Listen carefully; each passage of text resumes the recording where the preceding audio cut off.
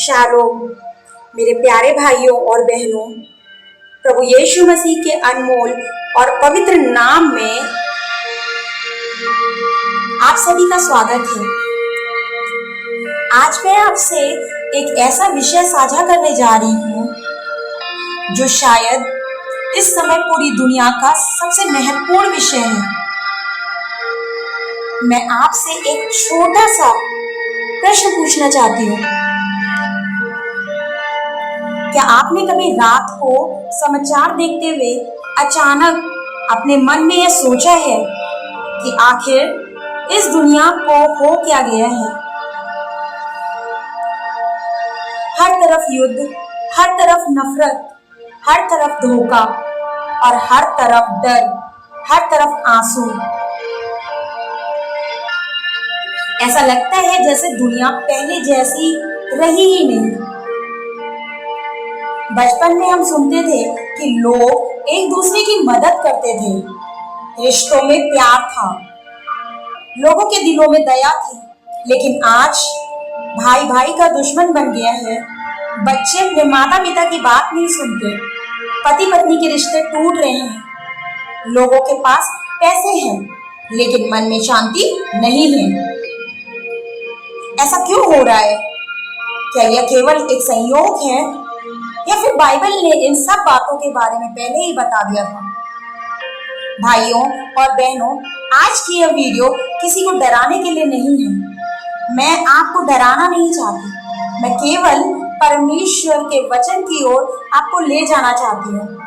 क्योंकि जब हम समाचार देखते हैं तो हमें डर दिखाई देता है, लेकिन जब हम बाइबल पढ़ते हैं तो हमें आशा दिखाई देती है।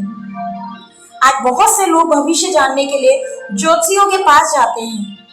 कोई टैरो कार्ड देखता है, कोई हाथ दिखाता है, लेकिन एक मसीही होने के नाते हमारा भविष्य केवल परमेश्वर के वचन में सुरक्षित है। बाइबल केवल इतिहास की पुस्तक नहीं है, यह जीवित परमेश्वर का वचन है। इसमें जो लिखा गया वह आज भी पूरा हो रहा है। आज से लगभग 2000 वर्ष पहले, बल्कि 2025 वर्ष पहले, जब प्रभु यीशु अपने चेलों के साथ जैतून के पहाड़ पर बैठे थे, तब उनके चेलों ने उनसे एक बहुत महत्वपूर्ण प्रश्न पूछा। उन्होंने कहा, प्रभु, हमें कैसे पता चलेगा कि आपके आने का समय निकट है?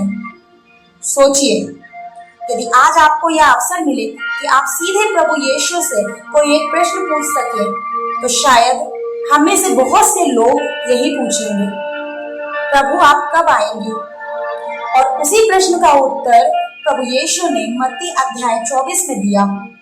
उन्होंने तारीख नहीं बताई, उन्होंने वर्ष नहीं बताया, उन्होंने महीना भी नहीं बताया, लेकिन उन्होंने चिन्ह बताए जिन्हें देखकर हम अपनी पीढ़ी और हर पीढ़ी अपने समय को पहचान सके। और भाइयों और बहनों, जब हम उन चिन्हों को आज की दुनिया में मिलाकर देखते हैं तो हमारा मन कांप उठता है, क्योंकि जो बातें बाइबल में लिखी थी वे हमारी आंखों के सामने पूरी होती दिखाई देती हैं। इसलिए आज मैं आपसे निवेदन करती हूँ, इस वीडियो को अंत तक अवश्य देखिए, क्योंकि हो सकता है कि आज परमेश्वर इस संदेश के द्वारा आपसे कुछ कहना चाहते हैं। बिल्कुल, अब कहानी यहीं से बढ़ती है, लेकिन प्रभु यीशु ने अपने चेलों से सबसे पहले एक ऐसी बात कही जिसे अक्सर लोग भूल जाते हैं। उन्होंने कहा, सावधान रहना, क्योंकि कोई तुम्हें भरमा ना दे। मत्ती 24:4 में यही लिखा है।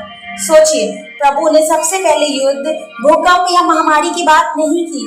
सबसे पहले उन्होंने कहा, धोखा मत खाना। क्यों? क्योंकि अंत के समय की सबसे बड़ी पहचान केवल बाहरी घटनाएं नहीं होती या बाहरी घटनाएं नहीं होंगी, बल्कि आत्मिक धोखा भी होगा। आज कितने लोग परमेश्वर के वचन को पढ़े बिना हर बात पर विश्वास कर लेते हैं। यदि कोई व्यक्ति कह दे कि मैंने स्वर्ग देखा है, या कोई कह दे कि मेरे पास नया प्रकाशन आया है, तो लोग तुरंत उसके पीछे चल पड़ते हैं। लेकिन एक सच्चा विश्वासी हर बात को परमेश्वर के वचन से परखता है। यही कारण है कि आज मैं आपसे भी कहती हूँ, मेरी किसी भी बात पर केवल इसलिए विश्वास मत कीजिए कि मैं बोल रही हूँ, उसे बाइबल से मिलाइए। यदि वह परमेश्वर के वचन के अनुसार है तभी उसे स्वीकार कीजिए। यही एक सच्चे मसीही की पहचान है। आइए अब चिन्ह की ओर देखते हैं। पहला चिन्ह, युद्ध और युद्धों की अफवाहें। प्रभु यीशु ने कहा, तुम लड़ाइयों और लड़ाइयों की अफवाहें सुनोगे पर घबराना नहीं। ये वचन मत्ती 24:6 में लिखा है। मेरे प्रिय भाइयों और बहनों, जरा सोचिए, क्या आज कोई ऐसा दिन बीता है जब समाचारों में कहीं ना कहीं युद्ध, हिंसा या तनाव की खबर ना आती हो? एक देश दूसरे देश के विरुद्ध खड़ा है। लोग शांति चाहते हैं लेकिन शांति दूर होती जा रही है। जब हम ये देखते हैं तो हमारे मन में डर आ सकता है, लेकिन यीशु ने कहा, घबराना मत। कितनी अद्भुत बात है ना। दुनिया कहती है डरो, लेकिन प्रभु यीशु कहते हैं कि विश्वास रखो, क्योंकि जो कुछ हो रहा है वह परमेश्वर की जानकारी के बाहर नहीं है। परमेश्वर आज भी अपने सिंहासन पे विराजमान है। उन्होंने संसार का नियंत्रण नहीं खोया है।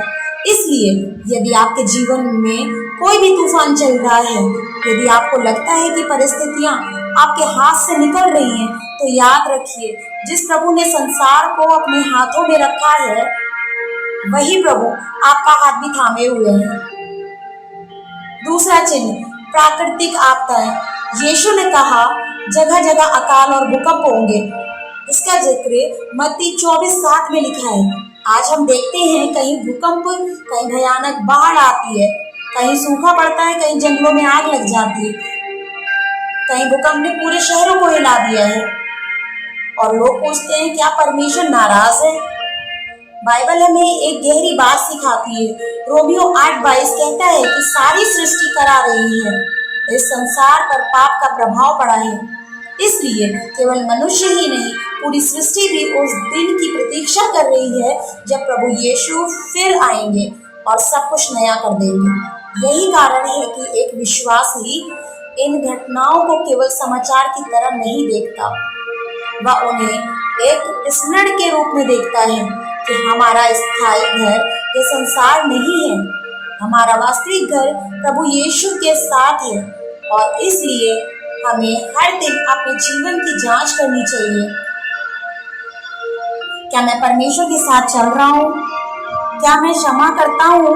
क्या मैं प्रेम करता हूँ? क्या मेरा विश्वास केवल रविवार तक सीमित है या मैं हर दिन प्रभु के साथ चलता हूँ? यही प्रश्न अंत के समय में सबसे महत्वपूर्ण है।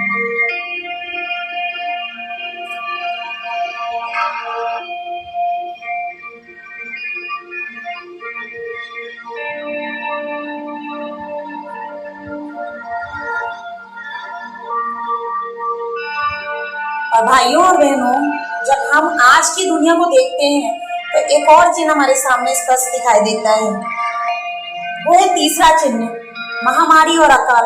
प्रभु यीशु ने लूका 21:11 में कहा, बड़े बड़े भूकंप होंगे और जगह जगह अकाल और महामारियां पड़ेंगी।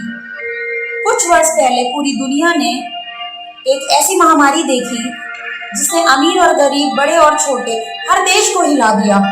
लोग अपने घरों में बंद हो गए, अस्पताल भर गए, लोग अपने प्रियजनों से दूर हो गए। कई लोग ने पहली बार मृत्यु को इतने निकट से देखा। उस समय बहुत से लोगों ने कहा, अब हमें परमेश्वर की ओर लौटना चाहिए। लेकिन जैसे जैसे समय बीता, बहुत से लोग फिर उसी पुराने जीवन में लौट गए। भाइयों और बहनों, परमेश्वर हमें केवल डराने के लिए नहीं जगाते, वह हमें अपने पास बुलाने के लिए जगाते हैं। हर संकट एक आवाज है, मनुष्य तू कब तक अपने बल पर जिएगा? चौथा चिन्ह, विश्वासियों पर सताव। यीशु ने कहा, तब वे तुम्हें कलेश में डालेंगे और मार डालेंगे, और मेरे नाम के कारण सब जातियों के लोग तुमसे बैर रखेंगे। मत्ती 24:9 में इसका जिक्र है। आज दुनिया के कई देशों ने लोग केवल इसलिए सताए जाते हैं क्योंकि वे यीशु पर विश्वास करते हैं। कहीं चर्च जलाए जाते हैं, कहीं विश्वासियों को धमकाया जाता है, कहीं उन्हें जेल में डाल दिया जाता है। लेकिन इतिहास गवाह है, जब जब सताव बढ़ा तब तब सुसमाचार और अधिक फैला, क्योंकि परमेश्वर का वचन जंजीरों में नहीं बन सकता। और शायद आप कहें, मैं तो किसी दूसरे देश में नहीं रहता, लेकिन सोचिए, क्या कभी आपने अपने विश्वास के कारण उपास सहा है? क्या कभी लोगों ने कहा, इतना प्रार्थना क्यों करते हो, इतना चर्च क्यों जाते हो, इतना यीशु यीशु क्यों करते हो? याद रखिए, जब हम प्रभु के साथ चलते हैं तो संसार हमेशा हमें समझ नहीं पाएगा, लेकिन प्रभु हमारे साथ चलते हैं। पांचवा चिन्ह, प्रेम का ठंडा पड़ जाना। मत्ती 24:12 में यीशु ने कहा, अधर्म के बढ़ने से बहुतों का प्रेम ठंडा पड़ जाएगा। यह वचन आज कितना सच दिखाई देता है। लोगों के पास समय है मोबाइल के लिए, लेकिन परिवार के लिए नहीं। लोगों के पास समय है बहस के लिए, लेकिन प्रार्थना के लिए नहीं। रिश्ते टूटे हुए दिखाई पड़ते हैं और टूट भी रहे हैं। मित्रता स्वार्थ पर आधारित हो गई है। मित्रता में भी लालच आ गई है और एक दूसरे का उपयोग करते हैं लोग और फिर छोड़ देते हैं। लेकिन एक सच्चा विश्वासी इस संसार जैसा नहीं बनता। यीशु ने हमें सिखाया है, एक दूसरे से प्रेम रखो। यदि हमारे हृदय में प्रेम समाप्त हो गया तो हम संसार से अलग कैसे दिखेंगे? इसलिए आज आप अपने हृदय की जांच कीजिए। क्या आपके मन में किसी के प्रति कटुता है?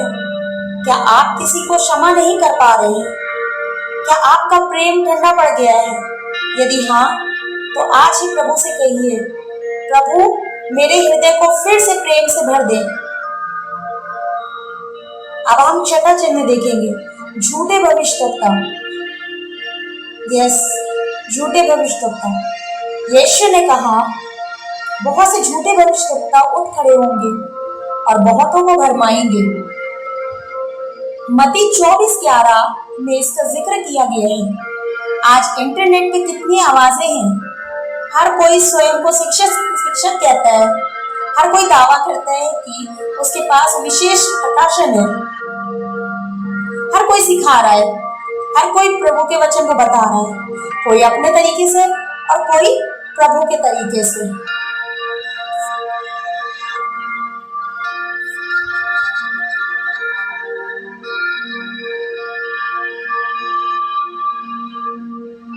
लेकिन एक बात याद रखिए, हर चमत्कार परमेश्वर की ओर से नहीं होता। हर मधुर बात सत्य नहीं होती।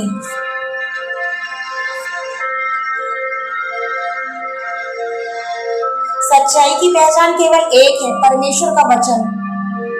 यदि कोई शिक्षा बाइबल के विरुद्ध है, तो चाहे वह कितनी ही आकर्षक क्यों ना हो, उसे स्वीकार मत कीजिए। अब हम आखिर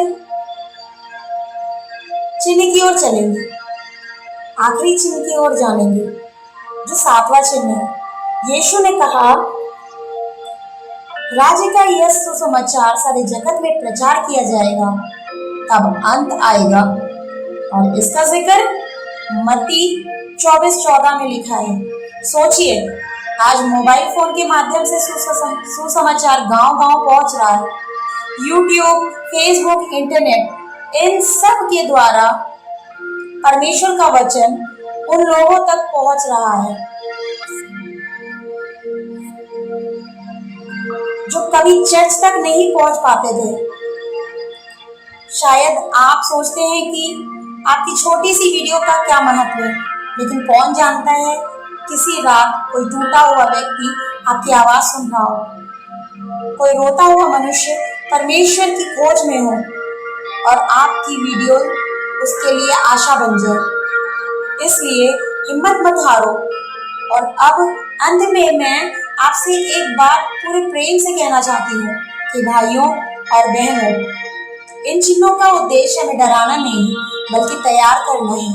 यदि आज प्रभु यीशु लौट आए तो क्या हमारा हृदय तैयार है? यदि आपके जीवन में पाप है तो आज ही प्रभु के सामने स्वीकार कीजिए। यदि किसी से बैर है तो क्षमा कीजिए। यदि प्रार्थना का जीवन ठंडा पड़ गया है तो फिर से आग जलाइए।